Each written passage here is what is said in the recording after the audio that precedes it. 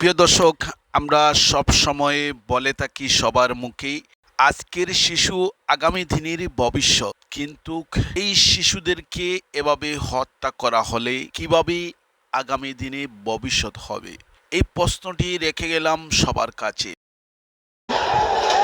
মা বাবা খায়নি। আমারও তো হত্যা হয়েছে, মা মা বাবা করতো কিছু না করলে আর মহিলা করবে।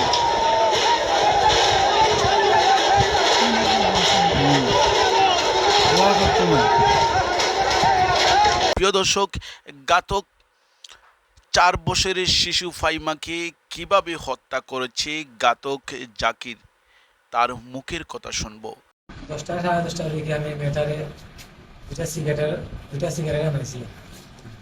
তখন আমার ঘর আসছিল খালি, আমি গেছিলাম গিয়ে ঘর মেটা আইছে। আমি নেশাগ্রস্ত আছি, আমি তো ইয়াবা খাই, নেশাগ্রস্ত আছি। এটা আমার পরে আমি মানে যে আমার মধ্যে তো অমানুষ জেগে উঠলো, এটার প্রতি আমার খারাপ দৃষ্টি হয়ে গেছে। পরে মেটারে আমি রেপ করতে চাইছিলাম, তো মানে মেয়েটা অজ্ঞান হয়ে গেছে। আমি পরে বই পাই গেছি, আমি বাদ দিলেছি, অজ্ঞান হয়ে গেছি, মেয়েটা অজ্ঞান হয়ে গেছিল। পরে আমি বই পাইয়া মানে মেয়েটারে আমি গোলা ঢেলে মারিয়া দিয়ে মারি ফেলেছি।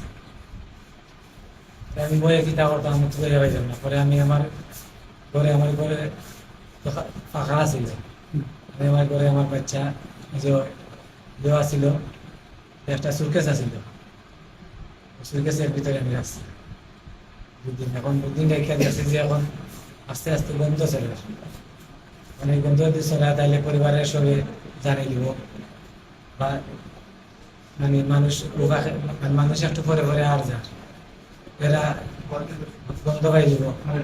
তখন আমি সারা রাত আমি সোজা থেকে সুযোগ বুঝে আমি বাড়িতে আসিল না, রাস্তাটা ফাঁকা আসিল, সুযোগ বুঝে আমি বেটারে আমি এখানে রাখছি।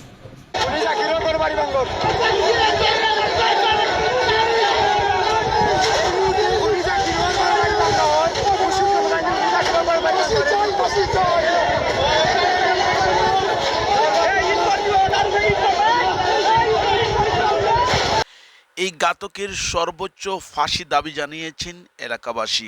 প্রিয় দর্শক, ছোট্ট শিশু কি অপরাধ ছিল, কি তার অপরাধী তাকে হত্যা করা হলো, তার সর্বোচ্চ ফাঁসির দাবি এলাকাবাসীর।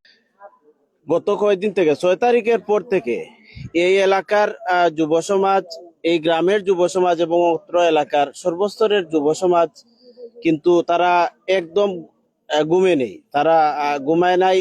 দিনভর তারা পাহারা দিচ্ছে এবং গত দুদিন থেকেই এই এলাকার অনেকের কাছে সন্দেহভাজন হিসাবে সে কিন্তু ধরা পড়ে। এরপর তার গতিবিধি এই এলাকার সবাই লক্ষ্য করছে এবং প্রশাসনকেও এই এলাকার মানুষ তথ্য দিয়ে সহযোগিতা করেছে। এরপর থেকে তার গতিবিধি সবকিছু পর্যবেক্ষণ করে অবশেষে আজকে তাকে হাতে নাতে ধরা হয়েছে।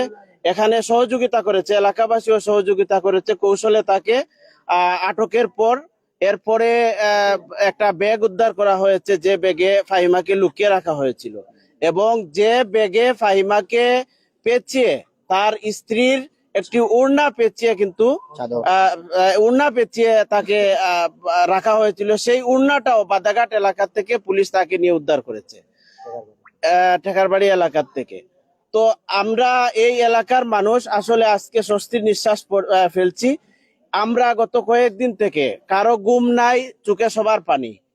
এই এলাকায় এরকম নজিরবিহীন ঘটনা জীবনে কোনোদিন এই এলাকা না, সিলেট অঞ্চলেও মানে এরকম ঘটনা ঘটে নাই। এটা আমাদেরকে অত্যন্ত ব্যথিত করেছে। আমরা এমন নরপিচাস কে হতে পারে তা তুলে ধরার জন্য, তা ধরিয়ে দেওয়ার জন্য এই এলাকার যুব সমাজ যে পরিশ্রম করেছে, যে কষ্ট করেছে, আমি তাদেরকে ধন্যবাদ জানাই।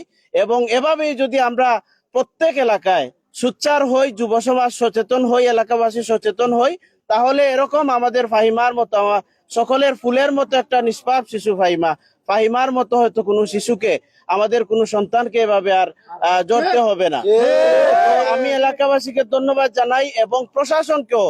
তারা, আমরা জানেন আপনারা ফাহিমাকে যেদিন আমরা দাফন করি সেদিন রাতেই আমরা কিন্তু একটি প্রতিবাদ সভা করেছিলাম। সেখানে আমরা 72 ঘন্টার একটা আলটিমেটাম দিয়েছিলাম। আগামীকাল মঙ্গলবার সেই আলটিমেটাম শেষ হওয়ার পূর্বেই কিন্তু প্রশাসন ঘাতককে ধরতে সক্ষম হয়েছে।